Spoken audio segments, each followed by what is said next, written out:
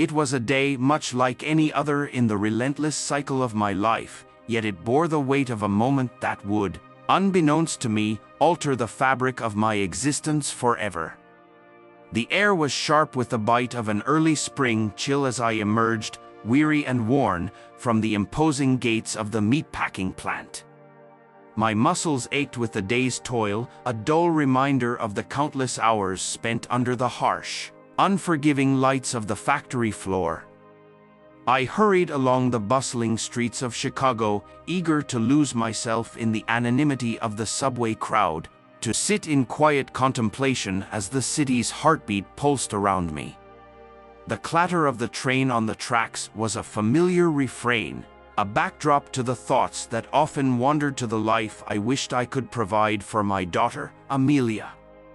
As I settled into the hard, unforgiving seat, the exhaustion of the day began to seep into my bones.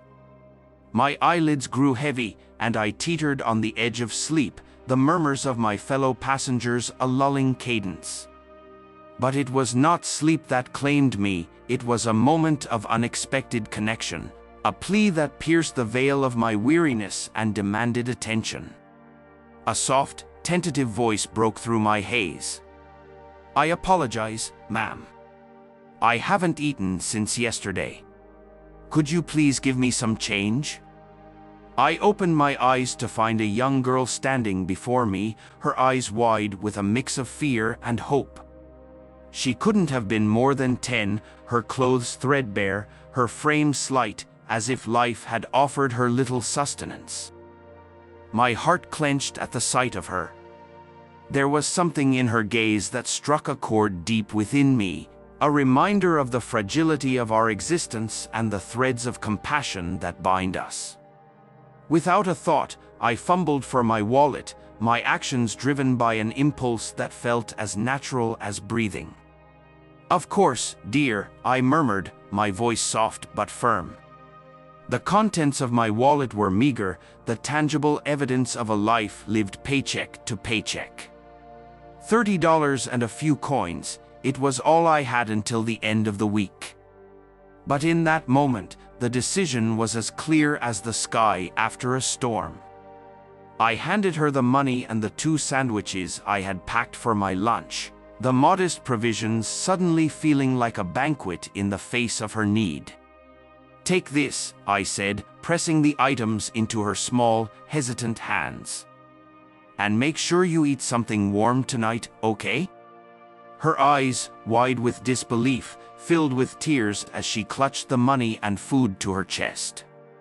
"I'll pay you, okay?" "I promise," she whispered, a vow spoken from the depths of her young heart. A smile touched my lips, bittersweet and tender. "No need, darling. Just promise me you'll take care of yourself." As she nodded and turned to leave, a wave of hunger washed over me, a physical echo of the emptiness that life often seemed to harbor. Yet, alongside it, there was a warmth, a sense of rightness that no meal could provide. I watched her disappear into the crowd, a small figure weaving through the masses, and I felt an inexplicable sense of peace. The train lurched forward, pulling me back into the rhythm of my journey, but the encounter lingered in my mind, a beacon of something pure and good in a world that often felt devoid of both. Little did I know, that moment of kindness was a seed planted in the soil of fate, one that would grow and blossom in ways I could never have imagined.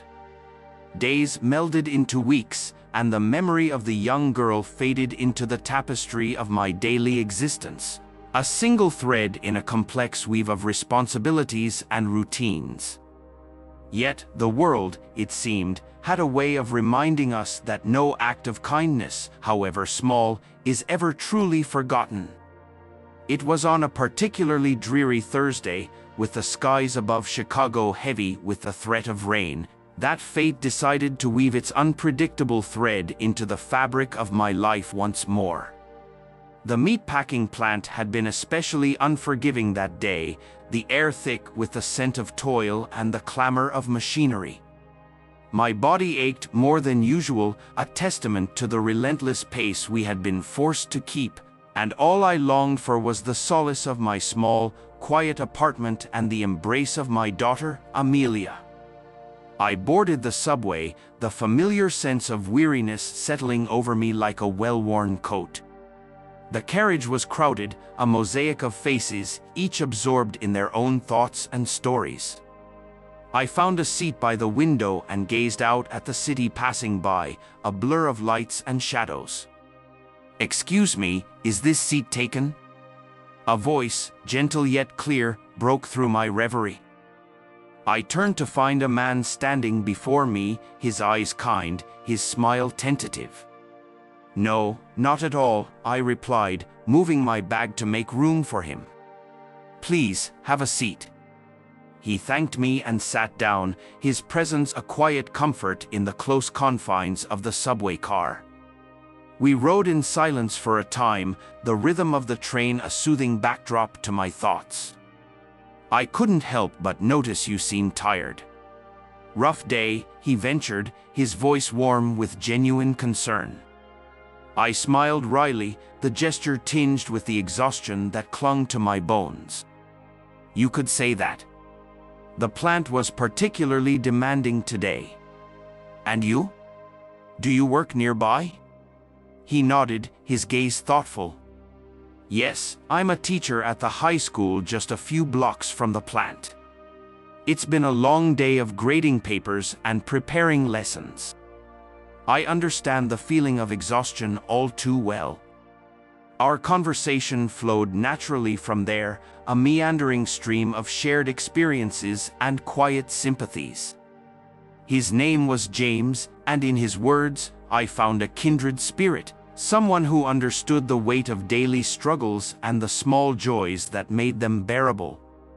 As the train neared my stop, a sense of reluctance washed over me, the connection we had forged in that short journey something I was loath to leave behind. "This is me," I said, standing and gathering my things. James stood as well, an unspoken question in his eyes. "Would you mind if I walked you to your bus stop?" "It's no trouble." Surprised by his offer and touched by his kindness, I nodded, a smile breaking through the fatigue. "I'd like that, thank you." We disembarked together, stepping out into the cool evening air. The city, with its towering buildings and endless streams of people, felt somehow less imposing with James by my side.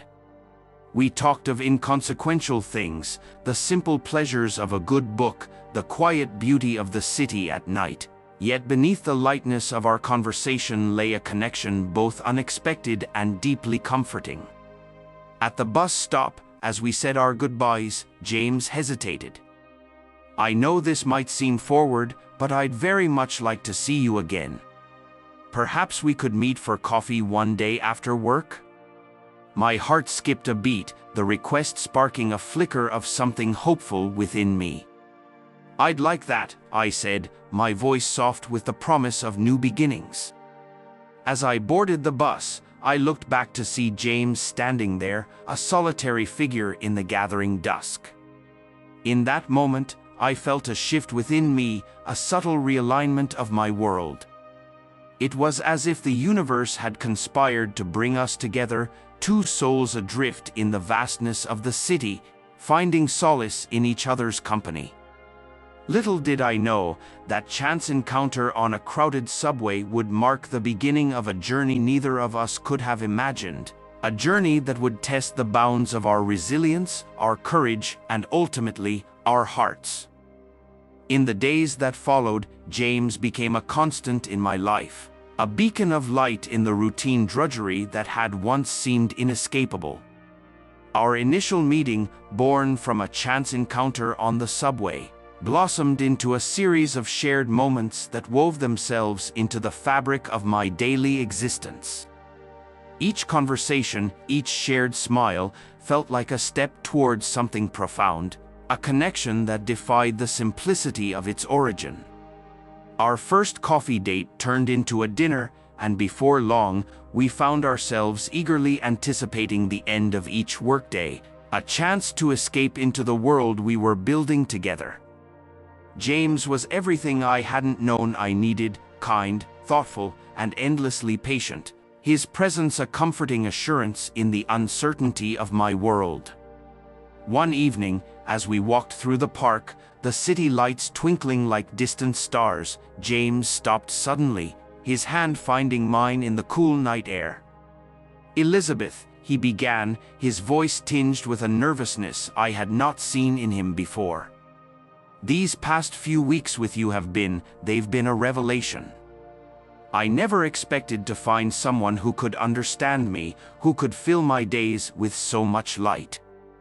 I looked into his eyes, seeing there a mirror to my own feelings, the unspoken emotions that had been gathering strength within me. "James," I replied, my heart racing with anticipation, "being with you has shown me a happiness I didn't think was possible. You've brought so much joy into my life and Amelia's." He smiled, that gentle, heartwarming smile that had first drawn me to him. "Speaking of Amelia," he continued, his gaze earnest, "I've grown to care for her deeply, as if she were my own.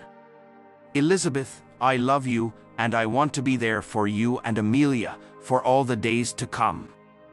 My breath caught in my throat, his words wrapping around me like a warm embrace. "James," I whispered, my voice laden with emotion, "I love you too. I can't imagine my life without you in it." And then, in the soft glow of the park's lamplight, James knelt before me, a small box in his hand. The world seemed to hold its breath as he opened it to reveal a simple, elegant ring, its beauty in its understatement. "Elizabeth Gardner, will you marry me?" he asked, his voice steady but filled with hope. Tears welled in my eyes, joy and love overwhelming me. "Yes," I said, the word a promise, a vow for the future we would build together. "Yes, I will marry you, James." He rose, slipping the ring onto my finger, a perfect fit, as if it were always meant to be there. We embraced, the city around us fading into insignificance as we held each other, two souls united in love and purpose. The weeks that followed were a whirlwind of planning and preparation, but through it all, James and I remained steadfast, our love a constant amidst the chaos. Amelia, too, was overjoyed, her acceptance and love for James a gift I hadn't dared hope for. The day of our wedding arrived, a simple ceremony surrounded by those we held dear. As I stood before James, Amelia by my side, I felt a sense of completeness, a knowledge that no matter what the future held, we would face it together as a family. James's vows were a testament to the depth of his love, each word resonating in the silence of the chapel. "Elizabeth, from the moment I met you, I knew my life had changed. You are my heart, my soul, and my everything. I promise to cherish you, to support you, and to be by your side, in joy and in sorrow, for all the days of my life." And as I spoke my vows to him, promising my love, my loyalty, and my heart, I knew that this was just the beginning of our story, a tale of love found in the most unexpected of places, nurtured by the simple act of reaching out, of opening our hearts to the possibilities that life offers. The echoes of our laughter filled the chapel as we were pronounced husband and wife, a joyous affirmation of the journey we had embarked upon together. As we stepped into the world as a family, I knew that whatever challenges we might face, we would overcome them together, our love a beacon guiding us through the darkest of nights. Our life together began with the gentle grace of autumn, painting our days with the golden hues of happiness and the warm embrace of family. James, Amelia, and I found a rhythm that sang of love, of shared meals, and laughter that echoed through the corridors of our modest home.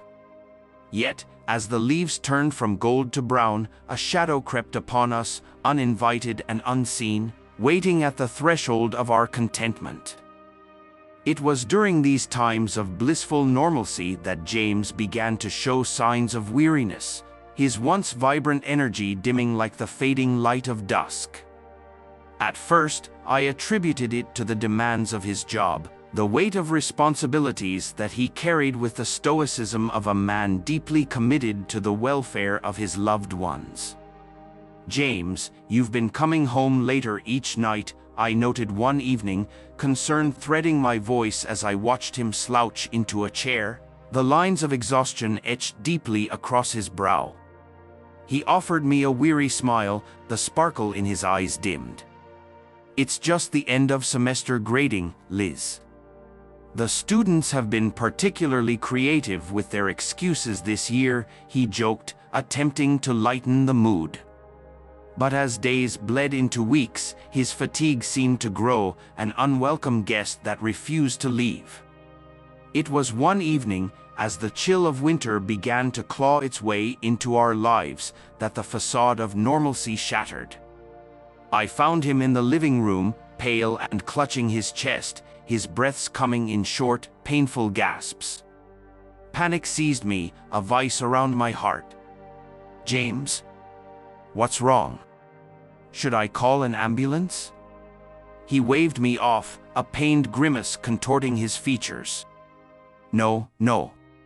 It's just a bit of indigestion. I'll be fine," he managed between labored breaths. But he wasn't fine. The incidents became more frequent, a foreboding pattern that we could no longer ignore. Despite his protests, I insisted on a visit to the doctor, a decision that led us down a path we had never anticipated. The diagnosis was a heart condition, a silent thief that had been lurking in the shadows, biding its time. The revelation hit us like a tempest, leaving us reeling in its wake. James, my rock, my constant, was mortal, his strength waning under the assault of an unseen adversary. "Liz, I'm so sorry," he whispered one night, his voice a fragile thread in the darkness. "I didn't want to worry you or Amelia." I took his hand, holding it as if I could transfer my own life force into him. "James, you have nothing to apologize for. We're in this together, remember? For better, for worse." We faced the challenge head-on, armed with love and determination. James underwent treatment, a cocktail of medications and lifestyle changes that we hoped would stem the tide of his illness. But despite our efforts, the shadow of uncertainty hung over us, a constant reminder of the fragility of life. It was on a morning that began like any other, with the sun casting a pale light through the curtains, that the tempest claimed him. James collapsed, his heart succumbing to the strain, and despite the valiant efforts of the paramedics, they could not revive him. The world stopped. In that moment, as I held Amelia close, her tears soaking my shirt, I felt the foundation of my world crumble. James, my beloved, my partner in all things, was gone, leaving a void that seemed insurmountable. The days that followed were a blur of grief and paperwork, a maelstrom of condolences and well-meaning words that felt like daggers to my heart. I moved through it all as if in a dream, numb to the world around me. But amid the pain, a flicker of resilience stirred within me, a stubborn spark that refused to be extinguished. For Amelia, for James, I would find a way to navigate this world without him. I would be the rock that my family needed, even as I felt like nothing more than shattered glass held together by sheer will. Life, as it does, continued. Amelia and I found our way through the fog of loss, each day a step towards healing, towards remembering James not with tears, but with smiles for the love he had given us, for the memories we would carry forward. In the depths of our grief, we discovered the strength of our bond, the unbreakable connection that tethered us to each other. We learned to lean on one another, to find joy in the small moments, to celebrate the legacy of love that James had left us. And so, we moved forward, not moving on, but moving with, carrying James in our hearts, His love a beacon guiding us through the darkest nights towards a future filled with hope. Our journey was not without its challenges, moments when the weight of his absence threatened to pull us under. Yet, it was in these moments that the true strength of our bond was tested and proven. Amelia, my brave, resilient daughter, became my anchor as I did for her. We shared our grief, our memories, and our hopes, weaving a tapestry of our lives that was as beautiful as it was bittersweet. We spoke of James often, keeping his spirit alive in our home, in our hearts, ensuring that his presence was felt in every laughter, every tear, and every silent moment between us. The world outside continued to turn, indifferent to the void James had left in our lives. But within the walls of our home, we nurtured a garden of love and remembrance, a sacred space where we could grieve, heal, and eventually find peace. I returned to work, the meatpacking plant a stark reminder of the life we had before. My coworkers, aware of my loss, offered their support in quiet, meaningful ways. It was in their gestures of kindness, the brief touches on the shoulder, the shared cups of coffee during breaks, that I found solace and strength. Amelia, too, faced her own battles, her resilience tested by the absence of her father's guiding hand. Yet, she rose to the challenge, her spirit unbroken, her determination unwavering. She became my reason to wake each morning, to face the day with courage, to find joy amidst the sorrow. As the seasons changed, bringing with them the renewal of life, I felt a shift within me. Grief, while still a constant companion, began to make room for new beginnings, for the possibility of happiness that I had once thought forever out of reach. It was during this time of tentative healing that life, in its infinite unpredictability, offered us a chance at redemption. An opportunity arose for me to take on a more significant role at the plant, a position that promised not just financial stability but a chance to build a better future for Amelia and me. With James's memory as my guiding light, I embraced the challenge, determined to make the most of the opportunity. It was hard work, demanding both physically and emotionally, but it brought with it a sense of purpose, a feeling of moving forward, even as we carried the past with us. Amelia, too, found her own path, her resilience and strength blossoming as she navigated the complexities of growing up without her father. Together, we faced each day with a mix of determination and hope, building a life that, while forever marked by loss, was also filled with love and laughter. In the end, it was our love for James and for each other that saw us through the darkest days. It was his legacy that inspired us to live fully, to embrace each moment with gratitude and grace, to find beauty in the brokenness. And so, we continued, Amelia and I, hand in hand, heart to heart, journeying through life with the knowledge that, though we were shaped by loss, we were also defined by love. A love that transcended time, that whispered of hope in the quiet of the night, that promised, even in the face of sorrow, that we would find our way through together. As the years unfurled in the wake of James's passing, Amelia and I found ourselves navigating the ebbs and flows of a world reshaped by his absence. Our home, once a beacon of warmth and laughter, echoed with memories, each corner a testament to the life we had shared. Yet, amidst the shadows of loss, we discovered reservoirs of strength within ourselves, a determination to forge ahead, to honor James's legacy with the lives we continued to build. The promotion at the meatpacking plant, while a blessing in its financial relief, demanded more from me than I had anticipated. The hours were long, the work grueling, and each day left me drained, my body weary, my mind fraught with the weight of responsibility that rested squarely upon my shoulders. "Mom, you're working too hard," Amelia would often say, her brow creased with worry as she watched me prepare for another shift. You come home looking more tired each day." I'd offer her a weary smile, my heart aching at the concern in her young eyes. "We're doing what we have to, love," I'd reply, pulling her into a hug. "This job, it's our lifeline. It's what's keeping us afloat." Amelia understood, far beyond her years, the sacrifices we were making. She never complained, her spirit unyielding, her support unwavering. Yet, I could see the toll it took on her, the moments of childhood lost to the harsh realities of our circumstances. It was during these trying times that the fragility of our carefully balanced lives became glaringly evident.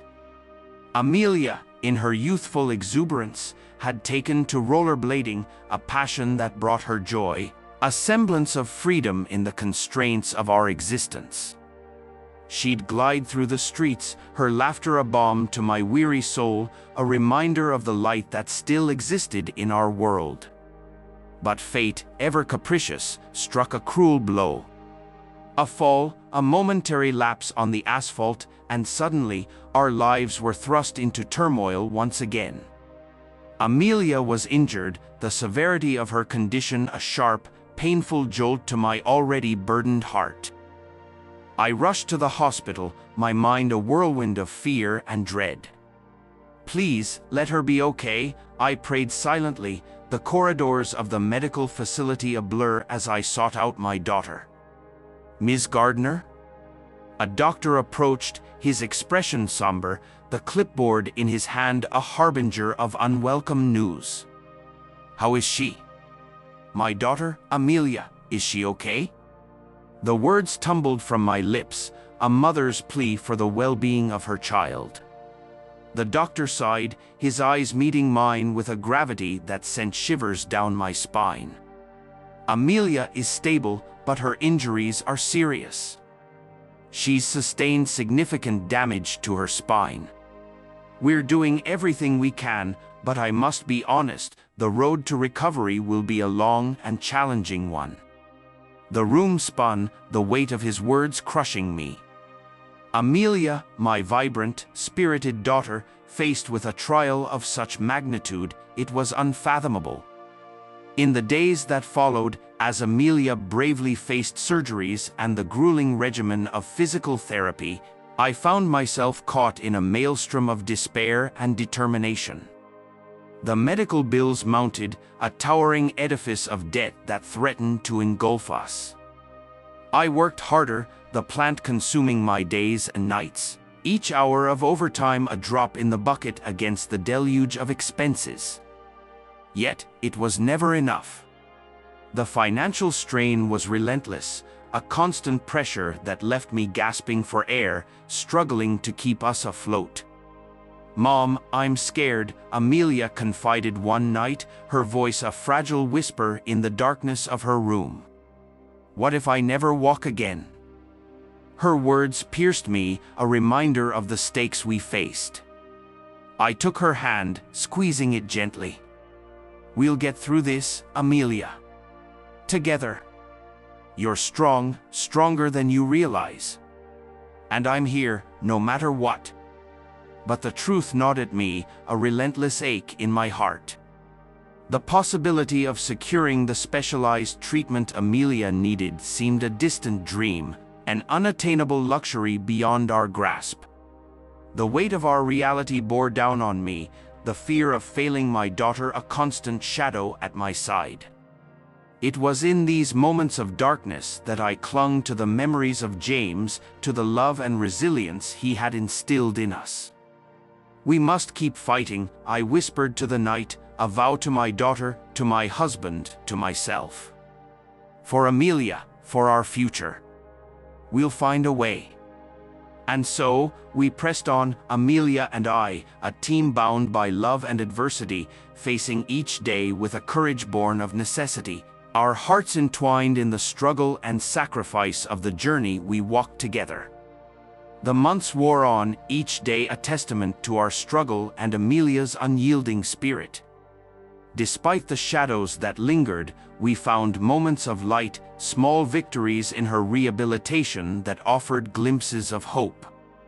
Yet, the specter of the financial burden never waned, a relentless force that threatened to undermine our every effort.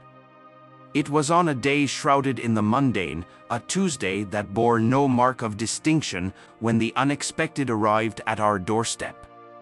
The knock was soft, hesitant, as if unsure of its welcome. Amelia glanced at me, her eyes mirroring my curiosity.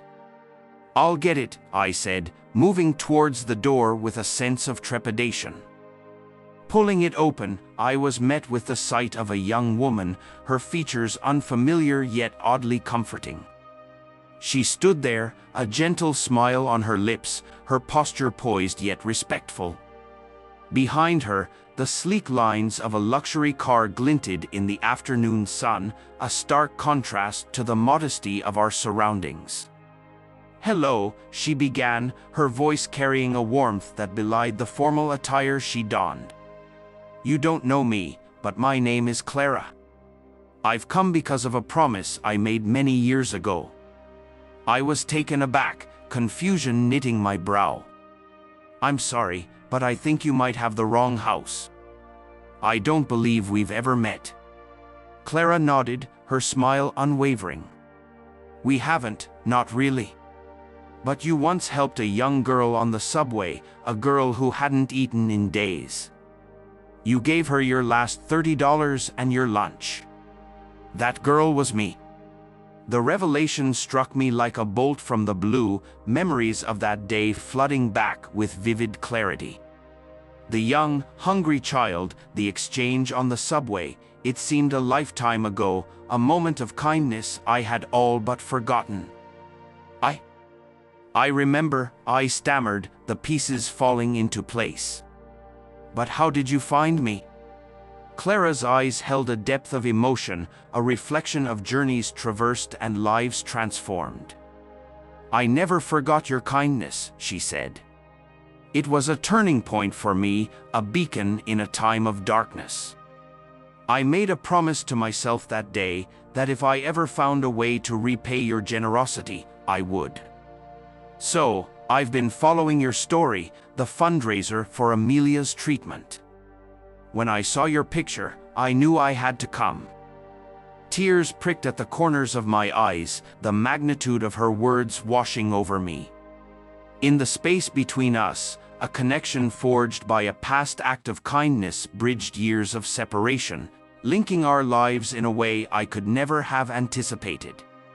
"Please, come in," I said, stepping aside to welcome her into our home. As Clara entered, Amelia wheeled herself into the room, her curiosity piqued by our visitor. Introductions were made, and as Clara shared her story, the remarkable journey from that hungry child on the subway to the successful entrepreneur she was today, we were captivated by the resilience and determination that mirrored our own. "I'm here because I want to help," Clara stated, her resolve clear. "I can't begin to repay the kindness you showed me, but I can help Amelia. I want to cover the cost of her treatment, all of it." The offer was staggering, a lifeline thrown in the midst of our stormy sea. I don't know what to say," I managed, emotion clogging my throat. "This is too much." "We can't accept," Clara cut me off, her hand reaching out to mine. "Please," she urged. "This isn't just about repaying a debt. It's about paying it forward, about the cycle of kindness that binds us. Let me do this, for Amelia, for you." Tears flowed freely now, a mix of relief, gratitude, and the overwhelming sense of a burden lifted. Amelia, too, was moved, her young face alight with a mixture of shock and hope. "Thank you," I whispered, the words inadequate to express the depth of our gratitude. "Thank you for this miracle." Clara smiled, the bond between us sealed by the power of kindness, a testament to the impact of our actions, no matter how small, on the lives of others. In that moment, the future seemed brighter, the path ahead less daunting. With Clara's support, Amelia's treatment was secured, a chance at recovery and a return to a life unencumbered by physical constraints now within reach. As Clara left, promising to stay in touch and to be there for Amelia's journey, I watched her go, a sense of awe and gratitude enveloping me. The world, I realized, was full of unexpected angels, and sometimes the kindness we put into it returned to us, magnified and transformative. That evening, as Amelia and I sat together, our hearts lighter than they had been in months, I whispered a prayer of thanks, not just for Clara's generosity, but for the reminder that in the tapestry of life, each thread of kindness we weave creates a pattern of hope and connection that can change the world. The days following Clara's visit were imbued with a sense of surreal anticipation. Her generosity, a beacon of hope in our storm-tossed lives, promised a future that, until then, had seemed an elusive dream. Amelia's treatment was no longer a distant possibility but a tangible reality, each step forward a testament to the power of kindness and the indomitable spirit of the human heart. As arrangements were made and Amelia's medical team briefed on the new course of action, a palpable sense of optimism filled our home. "Mom, do you think this could really be it? The chance I've been hoping for?" Amelia asked one evening, her voice a blend of hope and vulnerability. I took her hand, the warmth of her skin a reminder of the countless hurdles we had overcome together. "Yes, love, I do. Clara's gift is more than just financial support, it's a symbol of faith in your strength and your future." Amelia's smile, radiant and hopeful, lit up the room. "I'm going to fight, Mom.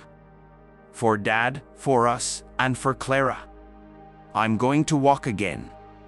Her determination was infectious, and as the day of her surgery approached, we found ourselves enveloped in a cocoon of positive energy, bolstered by the support of friends, family, and the countless well-wishers who had been touched by our story. The morning of the surgery arrived, a dawn that heralded a new beginning. As we prepared to leave for the hospital, a knot of nervous anticipation tightened in my stomach. "You're going to be amazing, Amelia," I said, striving to infuse my voice with confidence. "I'll be right here, waiting for you. You're the strongest person I know." Amelia nodded, her bravery a shining beacon. "I'm ready, Mom. Let's do this." The hours during her surgery stretched interminably, each tick of the clock a heavy weight upon my heart. I paced the hospital corridors, lost in a maelstrom of prayer and hope, clinging to the belief that soon, Amelia would be on the path to recovery. When the surgeon finally emerged, his face alight with cautious optimism, I felt my breath catch in my throat. "The surgery was a success," he announced, the words a melody of relief. "Amelia's resilience is remarkable. While it's still early days, and there's a lot of rehabilitation ahead, I'm optimistic about her recovery." Tears of gratitude blurred my vision as I thanked him, the burden of months lifting in that moment of triumph. Amelia's journey back to health would be long and fraught with challenges, but we were ready to face them together. Rehabilitation was arduous, a testament to Amelia's unyielding spirit and the support of the medical team dedicated to her recovery. Day after day, she pushed through the pain, her resolve unwavering, her focus sharp. "I can do this, Mom," she'd whisper, her determination echoing in the sterile confines of the therapy room. And she did. Inch by inch, step by step, Amelia fought her way back, her progress a miracle woven from the threads of hope, perseverance, and the kindness of a stranger who had become a cherished friend. Clara visited often, her presence a constant source of encouragement and support. "You're doing amazing, Amelia," she'd say, her pride in Amelia's progress evident. "Your courage is inspiring." Months passed, and the day finally arrived when Amelia stood before us, unaided, a smile of pure joy illuminating her face. "Look, Mom, I'm doing it," she exclaimed, each step a victory, a dance of triumph over adversity. I rushed to her, enveloping her in an embrace that spoke volumes, our tears mingling in a moment of profound joy and gratitude. "You did it, my love. You did it," I murmured, my heart overflowing. In the journey of life, we often find ourselves facing insurmountable odds, the path ahead fraught with shadows and storms. Yet, it is in these moments of trial that we discover the true strength of the human spirit, the capacity for kindness to change lives, and the power of hope to illuminate the darkest corners of our existence. Amelia's recovery was a miracle, a testament to her resilience, the unwavering support of those who loved her, and the kindness of a once stranger who had become an indelible part of our story. In the tapestry of our lives, each thread of compassion, each weave of generosity, creates a pattern of profound beauty and strength, a reminder that even in our darkest hours, there is always a glimmer of light, a promise of hope. As we looked forward to the future, to the possibilities that now stretched boundlessly before us, I knew that our journey was a testament to the enduring power of the human heart, to the unbreakable bonds of family, and to the transformative impact of kindness. In the end, it was love that carried us through, love that healed, and love that triumphed over all.